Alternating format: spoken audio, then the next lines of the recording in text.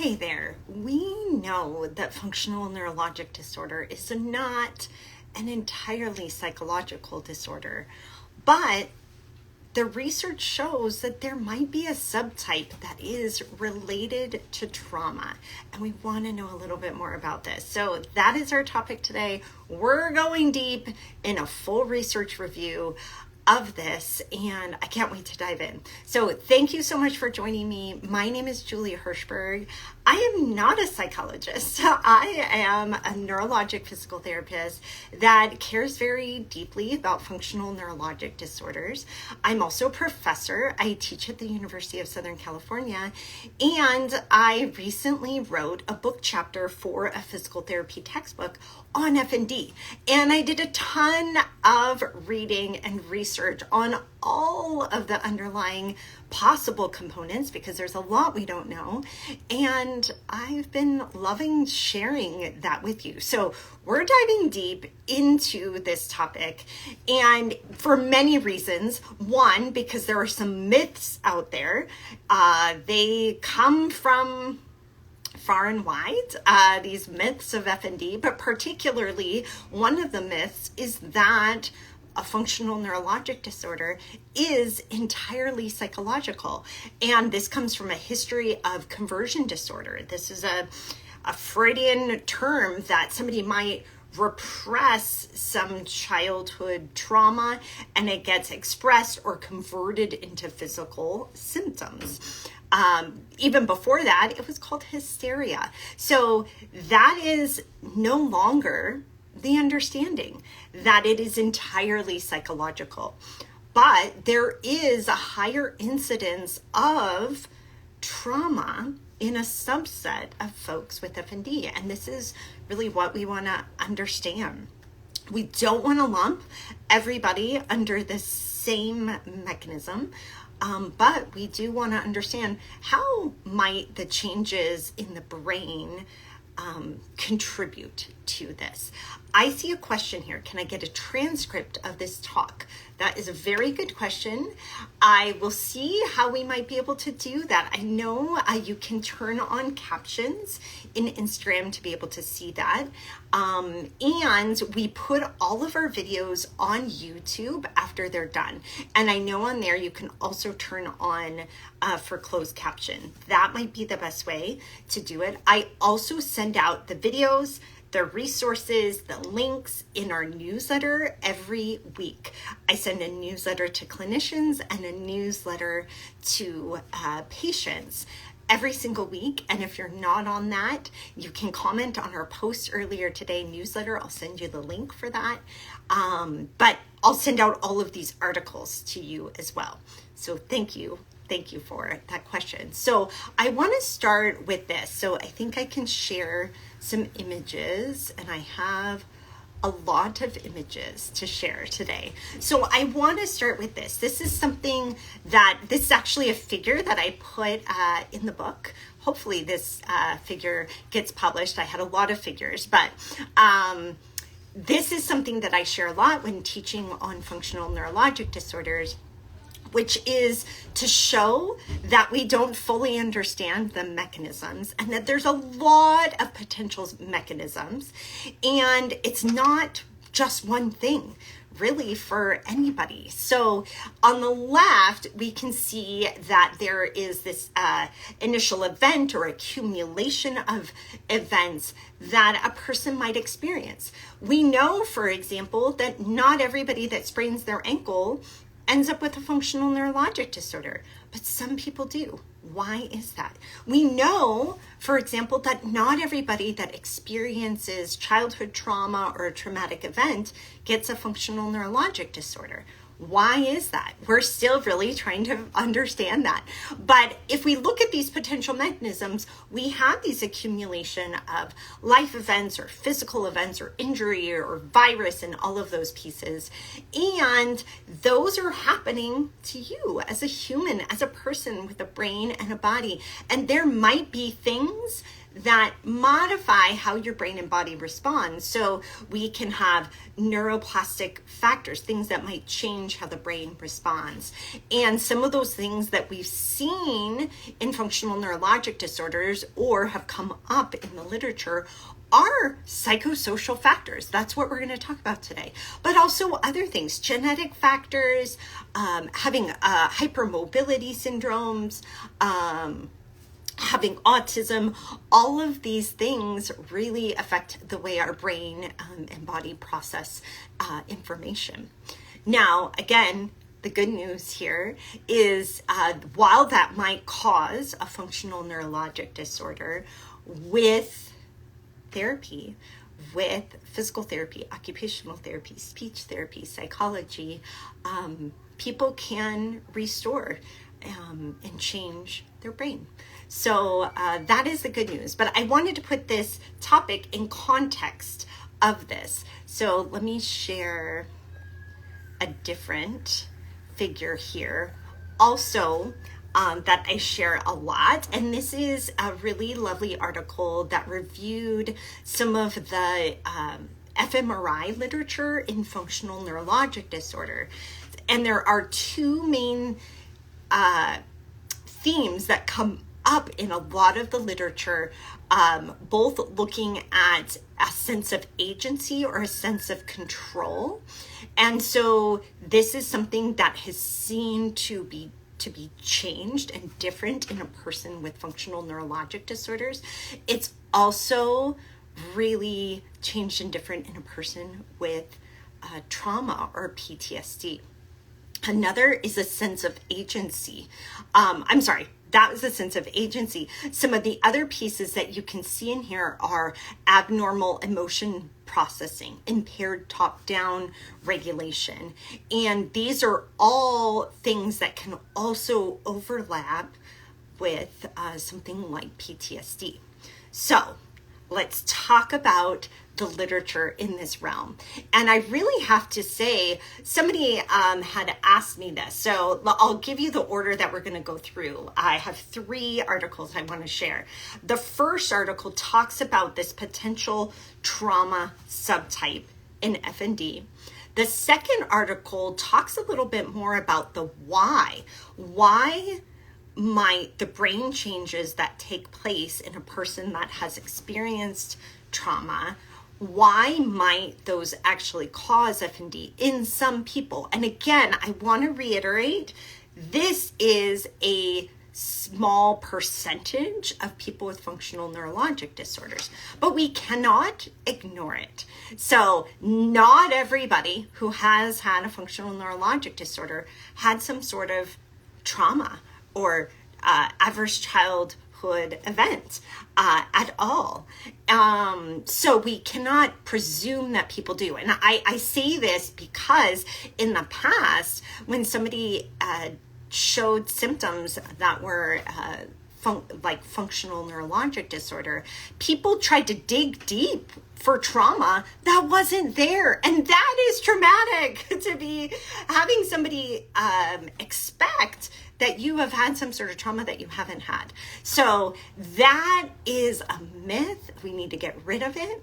But I have met many people with FND that did have trauma, and they kind of wanted to understand why would this be connected to the movement disorder that's occurring.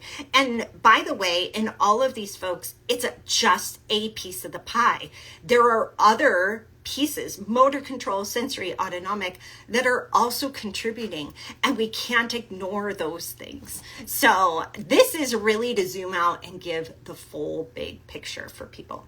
So let's talk about this trauma subtype. So I want to share the article itself.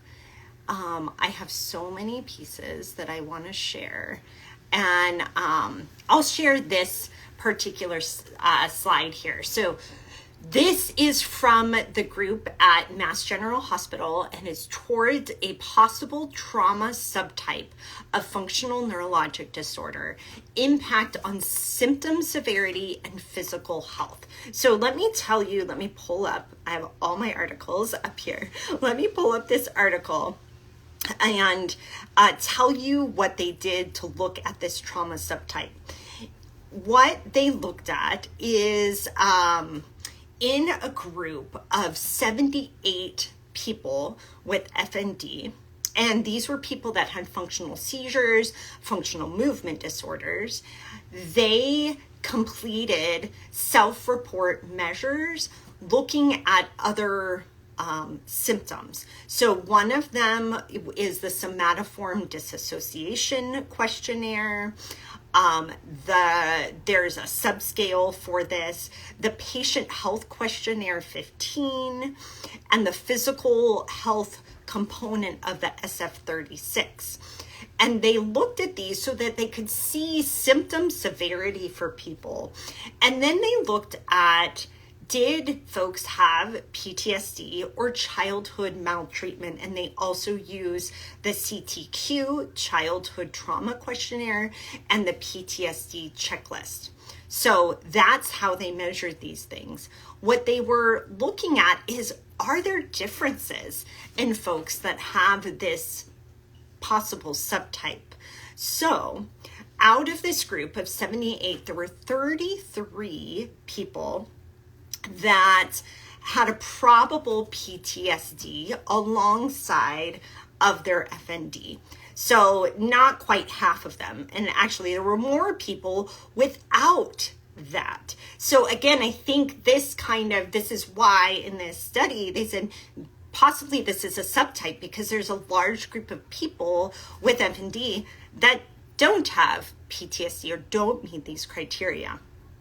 So those people with FND and PTSD had statistically significant, so more increased scores on their symptom severity. So the people with FND and PTSD had worse symptoms. They also had worse physical health on the SF-36 physical function subscale. Then, so that was one finding that they then said, maybe this is a subtype of FND. And in their secondary analyses, what they looked at is the level of childhood abuse. And again, this wasn't in the whole group of people with FND. This was in 46 people. These folks also showed significant increases in scores on dissociation and physical health. They also adjusted these for demographic and other variables, which is really important because maybe there's something else. Maybe the person has FND and something else, right? So adjusting for those variables is really important. The conclusion for this is that there is this possible, and that's why they say possible trauma subtype in FND. And I got a question from somebody as I was preparing for this. Is there a relationship between adverse childhood events and FND? And that is exactly why they did this study, to look at a possible subtype, because they talk about this in the intro, a 3-fold greater occurrence of adverse life events in folks with FND compared to others. And Stella is saying, yes, it can be multiple things. So I think that is what is so important when we look at this and we look at this possible subtype is, hey, most people are human and they have more than one thing happening at once. And so you can have PTSD and FND. You could have PTSD, FND, and postural orthostatic tachycardic syndrome, and have hypermobility, and have Parkinson's disease, right? So you could have multiple things. And the reason I bring this up is that we can't put them all in one basket, and we also can't ignore them. If a subset of folks with FND do have PTSD, do have traumatic experiences, we need to know and understand that. I'm a physical therapist. I'm not going deep with you. I'm not doing EMDR with you, but hey, if that is influencing your quality of life, I am going to get you connected to somebody that is gonna be with you and help you process some of those traumatic experiences. Hands down, absolutely, because it will improve your quality of life. So that is the first study, really lovely study. And this is free full text, by the way. So I grabbed all these links to put in our newsletter this week. It's free full text. You can download, you can read the whole study. Now, when I had mentioned writing this chapter, somebody had asked me specifically, well, why would childhood maltreatment or childhood events influence me when I'm in my 50s? Like, why would that happen then and not earlier, right? And I'm right there with you. What's happening in the brain? What changes occur? Why might we get these sensory and motor symptoms down the road, again, for this subset of people? So luckily, there's researchers doing this work all of the time. And I want to share another study, but I see a couple of comments. So Stella, learning how to address people with trauma is key. It is. If you are a clinician working with humans, you should be trauma informed. Hands down. It doesn't, not just for FND, for everybody, for humans, you need to understand how a person who has experienced trauma might feel in their body. And as Stella says, everyone deals with it different, and understanding what terms and techniques are best for your client is so important. Yes, centering your care on your client. Absolutely. Someone else asked, do you do blood tests for your patients or go with their doctor's diagnosis? Great question. So as a physical therapist, I don't order blood tests. I don't do blood tests. But I do screen a person's entire system. And if I have questions, I refer them. And so, a common referral I might make is to a rheumatologist who is going to do blood work. If I'm, looking at things, hearing their story, not expecting, wrong word. I'm wondering, does this person have an autoimmune condition? Do they have a genetic condition? I'm going to refer them for that. I am super skeptical of diagnoses. You should know that about me. Or maybe you've just met me. Now you know it about me. But I am constantly screening and ensuring that the given diagnosis is the right diagnosis. I think that's an important part as a clinician to do. Somebody else, Grateful Heart 823, I love that name. Have you worked with patients who have had hypnotherapy? Yes, and I've worked with psychologists who do this as well. And there is a small study in FND as well. Here's a good, why are so many doctors dismiss the importance of childhood trauma? You know what? I think that's a really good question. And I think because it's scary and it's hard. And you know what? So many things that we do in healthcare are scary and hard. We shouldn't be ignoring this one. And we should be trauma informed. We also shouldn't blame everything on childhood trauma, right? Like we're walking a line here. We want to acknowledge the person and the experience that they've had that they bring to the table. And we should be screening for this. But we also don't want to go, well, all of your symptoms are related to that, and we're not going to look at other things. That's also not okay. Okay, so I want to share the second study. I got two more to share with you. One, by the way, the last one, let me grab a picture here. The last one I want to share is a very awesome resource that you can share with a psychologist or psychiatrist that it maybe is kind of still hanging out in the conversion disorder realm of things, and they need a new light about FND. So this particular study, was so interesting to me. And I got to tell you, here I am. I'm just going to pull it up in front of me. I'm on my second reading of this, and I'm still working to understand the type of analysis that they did. So bear with me as we walk through this. I am not a neuroradiologist nor a geneticist, and they're looking at both of these pieces in here. I just like to read the literature and understand it and apply it to folks. This one was called Early Life Trauma, Endophenotypes and Brain Circuit Gene Expression Relationships in Functional Neurologic Disorder. Notice how they put the conversion in parentheses, because we don't use that term any longer. But if you go way back in the literature, you're going to see that term for it.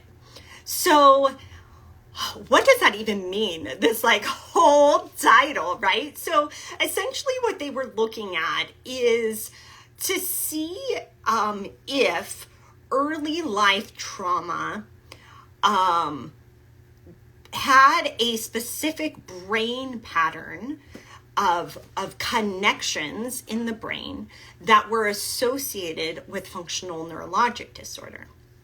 And they did this and also looked to relate it to what we know about gene expression in the brain.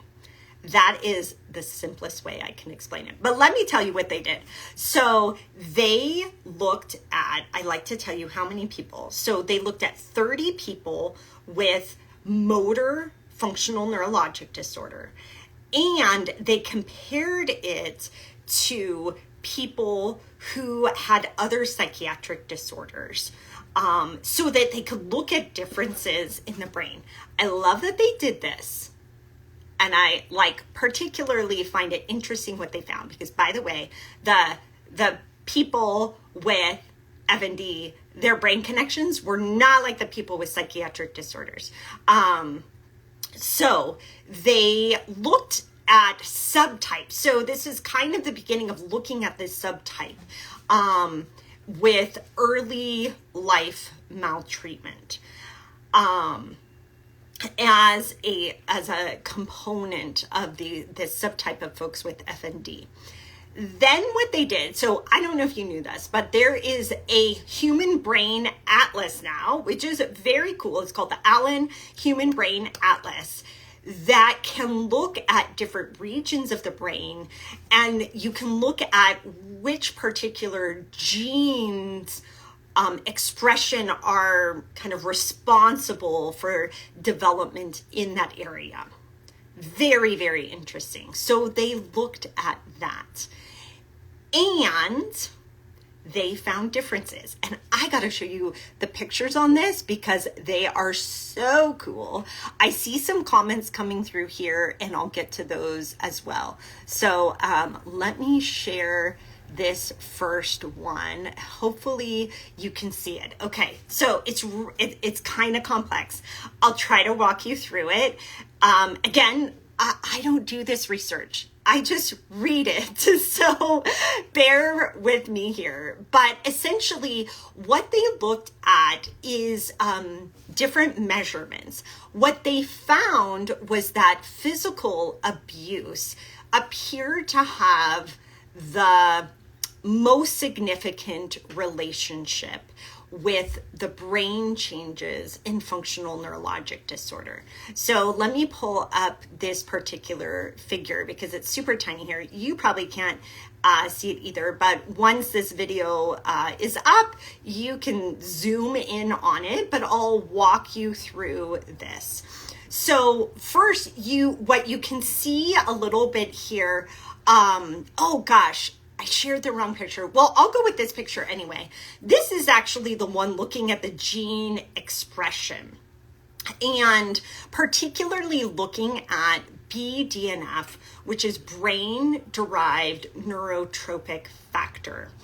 And what they found here is that the brain changes in the group of people with FND who had early life trauma or early life maltreatment, in this case, physical abuse, the brain changes, the connection changes were associated with the gene expression for brain-derived neurotrophic factor.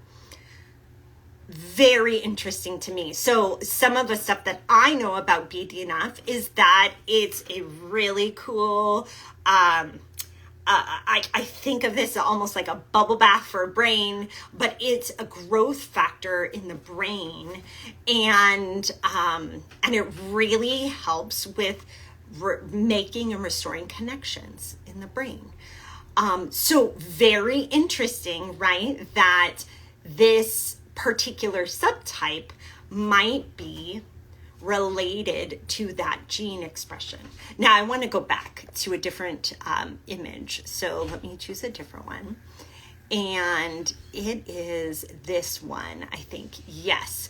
So this one, I think you can see here in these graphs. So the red is the group of people with FND, and the blue are people with psychiatric disorders, the control group.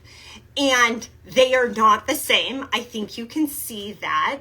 And particularly, these are specific connection and areas in the brain that they looked at. And the most significant one, so let me see, the most significant one on here is in the middle. It's the amygdala, part of our limbic system, and the insula. Those were the most correlated for people with functional neurologic disorders and childhood abuse. And what you can see there, they have several other factors in here.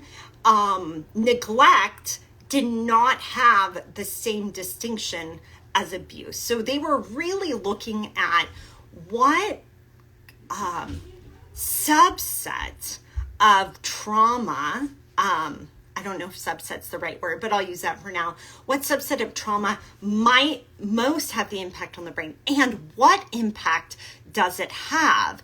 And when you're doing this and trying to determine, is it FND, it's helpful to compare it to a control.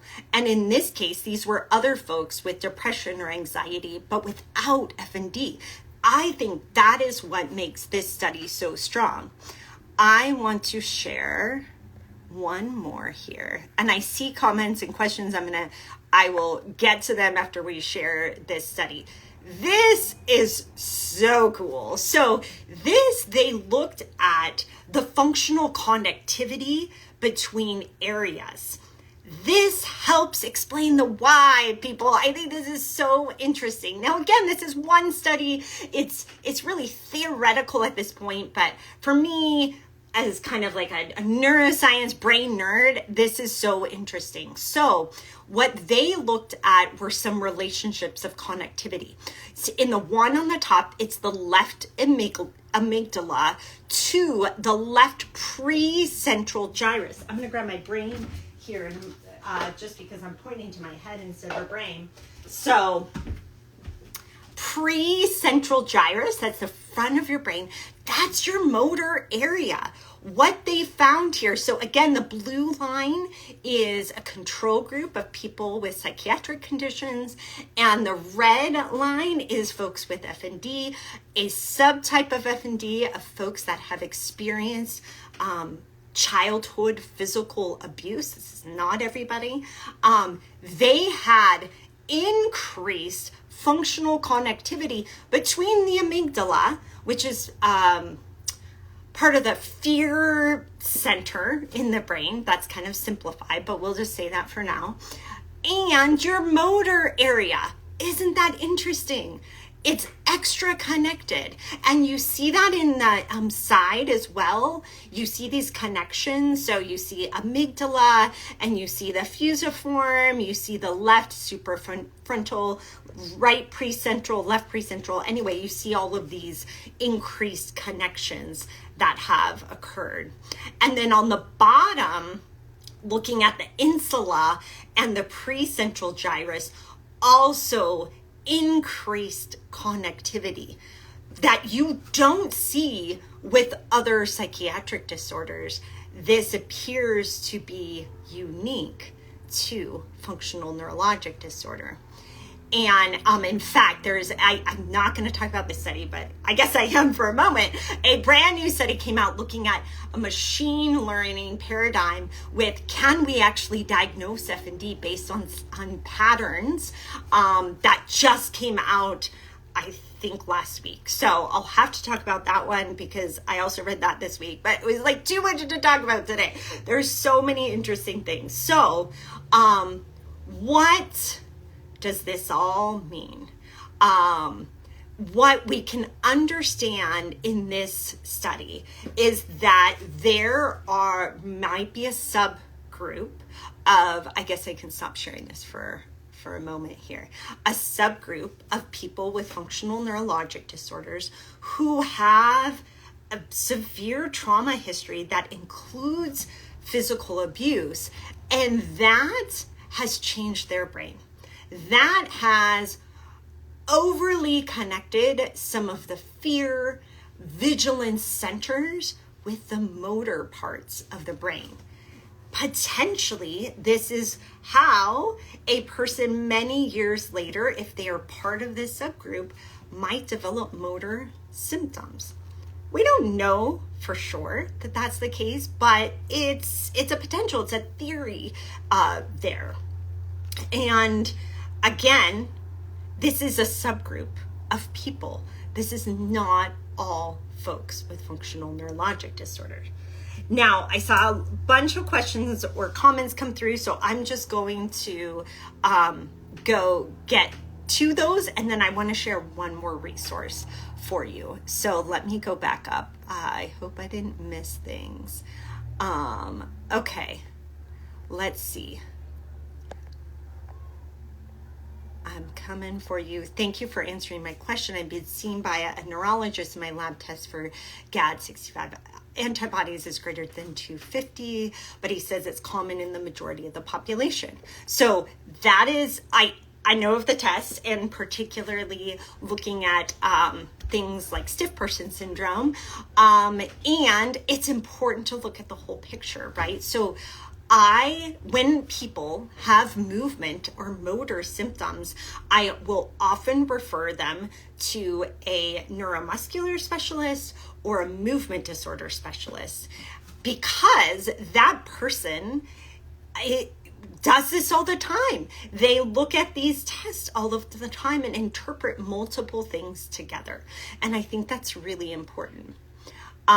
Somebody else is asking, is dystonia an FND? Great question. So I have many posts on this, by the way, because I care very deeply about this. There is dystonia, idiopathic dystonia, and there is functional dystonia. Sometimes you can have both. Again, if somebody has dystonia and doesn't know what type it is, I refer them to a movement disorder neurologist, because that person is going to do the tests for it. They might do some imaging, they might do some blood work, there might be genetic tests, but I trust a movement disorder neurologist to do that kind of workup for a person. Someone else is saying, I've had a lot of gait problems since 2022 and a lot of childhood and recent emotional trauma. And I just want to say thank you for sharing that. And what we're talking about today is so relevant for you. I don't know if a person's gait problems are related to trauma or not. That's not a diagnosis that I would make. But if a person has been diagnosed and has a positive clinical diagnosis for FND, I would certainly want to understand what are the underlying components of that. And if there have been some brain changes that this last study that I showed you indicate have occurred, I want to work with that person and their team to rewire things, for lack of a better word. The brain can change. And that's one of the things I really think is important when it comes to childhood trauma is healing can occur and the brain and the body can change. I think it needs to be done in a really supportive environment. I don't think there's a magical switch at all. Somebody else, so thank you for that comment. Somebody else is questioning cervical dystonia. So again, you can have functional cervical dystonia, which would be a type of FND, but you can also have idiopathic cervical dystonia or a genetic cervical dystonia or cervical dystonia that could come with Parkinson's. And I would never presume it's FND without having that person seen by a movement disorder neurologist. And someone else is saying tons of trauma and cervical and lower limb dystonia, no ND or movement disorder specialist seemed interested in that story. So I have to say, by the way, when I was doing this, I was like, I wonder how often trauma comes up in other neurologic disorders. Well, it does, right? So because childhood trauma, adverse childhood experiences are so common in the human population, there's a subset of folks with Parkinson's who also have trauma. There's people with MS who also have trauma. That trauma didn't cause their Parkinson's. That trauma didn't cause their multiple sclerosis, but it certainly impacts their quality of life. So what I want to really emphasize here is that trauma does not equal functional neurologic disorder or equal dystonia. There seems to be a subset of folks, and perhaps that is part of your story, or it's not, it's genetic, and you also have trauma. It can be really hard to pull those pieces apart because we only have one brain, and all of those things are constantly talking to each other. It might be hard to piece it apart, but treatment, regardless, would be important. Support for you would be important. And so that's what I would encourage. Oh, hey, Nikia is sharing her brain here. Thank you so much. Yeah, so another thing that frequently comes up is that a person gets imaging and someone is sharing here, I do not have any structural abnormalities apparently. So in functional neurologic disorders and many other neurologic disorders, you might not have structural changes in the brain. They may only come up, like you saw in this the particular studies, in some of the connectivity between different parts of the brain. It may only come up in fMRI. What I think is that we just don't have the imaging technology right now to figure that out. But gosh, I think that's coming. Maybe not even in my lifetime, but it is coming. I think we will. And we do know, even without structural changes that show up on MRI, we do know that there are connection changes in the brain. These connection changes occur in many things. Our brain changes just in response to us learning. And that's why some of the ways I think about FND is kind of this like neuroplasticity, or the brain changes kind of gone awry, like run amok. They've done things and laid down new pathways that were really unnecessary, like this pathway from the amygdala to the premotor cortex, right? Or to the motor cortex. Not really necessary, brain. It was protective in the moment, but now as an adult, not so helpful. Yeah, so a really great question. I wonder if pain is a trigger for FND, which might be linked to past physical abuse. Could be, right? Could be related. I think that's a good question. And I'm so glad your neurologist has a subspecialty in movement disorders. I think that's helpful. Yeah, many people get differing opinions from neurologists. That can be really confusing, and you got a diagnosis of FND, which is great. And yin yang, yeah, regardless, it impacts your prognosis for any neurologic disorder across the board in so many ways. We have to consider the psychosocial components of neurologic disorders, even just the medical trauma that occurs from the diagnostic process for people, the trauma of receiving diagnosis.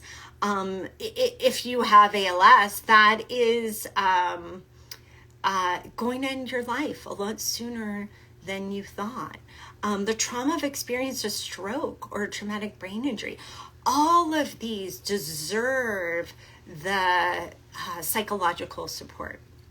So, speaking of which, I have one more resource for you, and this is one of my, yes, there it is, one of my new favorite articles that I would share far and wide to a psychologist or a psychiatrist, or really anybody else in that field who is new to FND, or maybe learned like I did in my early days of being a PT that it was conversion disorder, and needs a shift in their approach for assessment and treatment.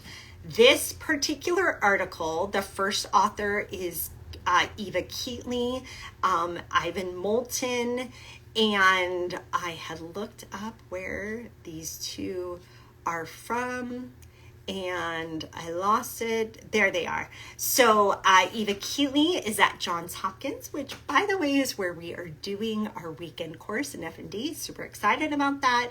And then Ivan Moulton is at the University of Washington. These are psychologists specializing in rehabilitation, a really great specialist. If you have FND or literally any other health condition, I highly recommend it. This was published in the Journal of Health Service Psychology. And it is not a research article. This is a review for practitioners. It has a clinical case. It talks about the definition of FND, why we should no longer be using the term conversion disorder. It talks about stressors and trauma, and it talks about other comorbid symptoms that are important. It talks about the exam, the interview, the assessment tools that a psychologist might use as well. And then it talks about rehab, which everybody with FND should be referred for rehabilitation with a team. And I just found it very succinct and clear for people. Now, I do want to point out something that I don't agree with in this article. They have a table of cross-discipline principles for treatment, and I'm pointing this out because I don't agree. One of the things that it says is to avoid adaptive equipment. This is a misnomer, really, in FND, because a lot of folks with FND need equipment to be independent and back to their life. Now, the myth about equipment would be that the person becomes dependent on them, or that it takes away their autonomy or independence. And I actually think the equipment can give autonomy and independence. Now, I don't push equipment on people by any means, but if the person wants it and needs it, we will find a way to use it safely for that person to keep them independent. So I just wanted to state that, because lots of good things in this article, but I did not agree with that. This article is free, full text. I will include it in my newsletter, and I really think it's a helpful one to share with a psychologist, especially if they don't understand FND. So I'm going to go back to a couple more comments up here, and I welcome your questions and comments as we wrap up. So this person shared, my daughter has dyslexia and has become a great reader. I attribute this to neuroplasticity. Yes, exactly. But now she has FND, which I believe has to do with neuroplasticity. Yes, so from what we understand with FND right now, it does appear that these brain connections, neuroplasticity, has gone awry. Like I showed you in, here, I'll stop sharing this. In that other article, you saw over-connectedness of particular areas that really don't need to be connected.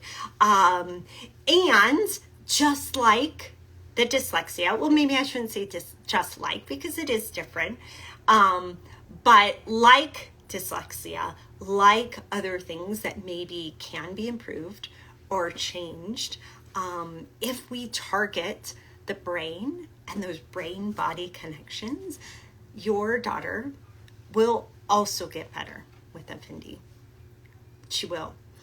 And what I want to say too is we do know that some of these neurodivergent traits, I actually don't know the literature in dyslexia, but ADHD, autism might be part of the brain makeup that can contribute to the development of FND.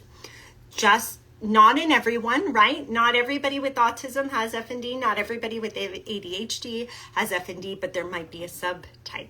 Just like we now understand there would be a trauma subtype of FND. Thanks for sharing that comment. And Ying Ying is sharing too, the medical trauma could be so chronic.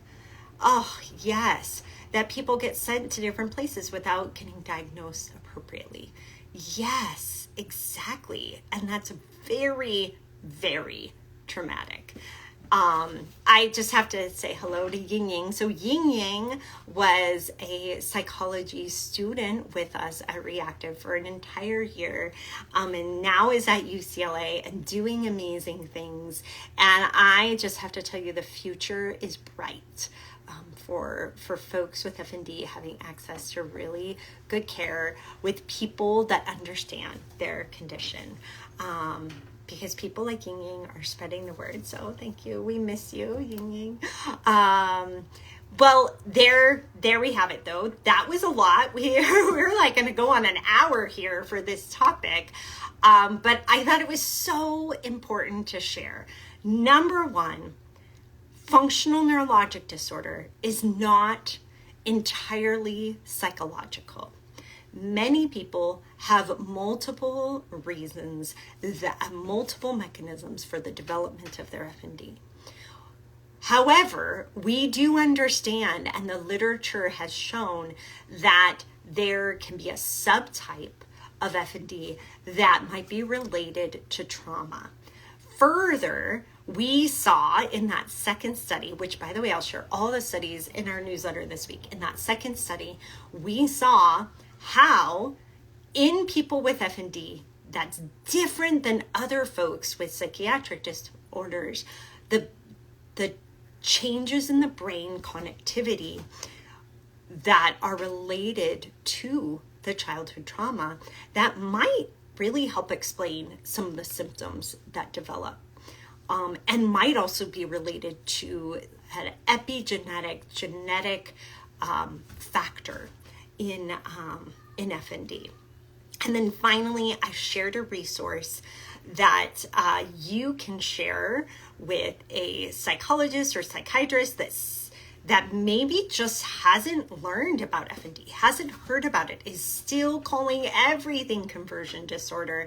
And I love this article written specifically for psychologists. So that was a lot. It was kind of heavy on the science today, but I find it so very interesting how our brains can change. So I think that is the good word.